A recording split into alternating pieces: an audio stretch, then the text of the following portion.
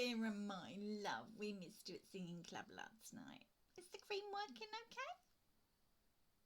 Oh. Anyway, let me tell you about the rehearsal. During our warm-up, Frederic, you know, the musical director as he likes to be known, introduced a new soprano. Yeah, well, she was a youngish lady, you know, about my age, and her name was Sybil. Sybil the soprano. I know. Anyway, mustn't be me, must be dear.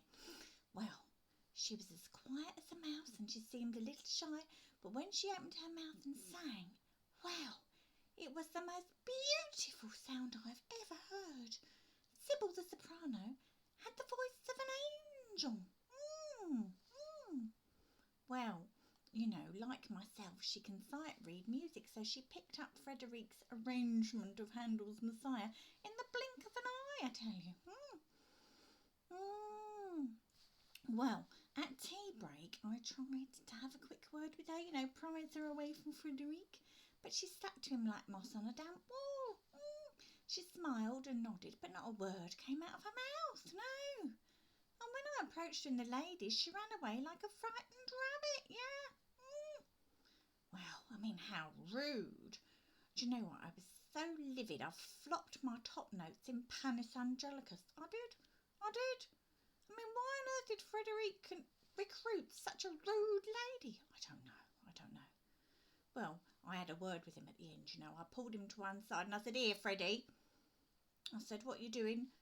Bringing this rude lady into our lovely group?" And do you know what he said? Well, his response was that I should be more compassionate. What? I mean?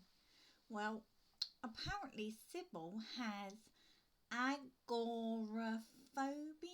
You know, it's a fear of leaving home and all that, yeah. Well, apparently along with that she struggles with a stammer. She struggles to speak, yeah. And Freddie, God love him, thought that if he brought her along to our group, that would help her face her fears a bit, you know. Well, I told him that was nonsense, because when she sang, she didn't have a stammer at all. There was no sign of it. Do you know what he said?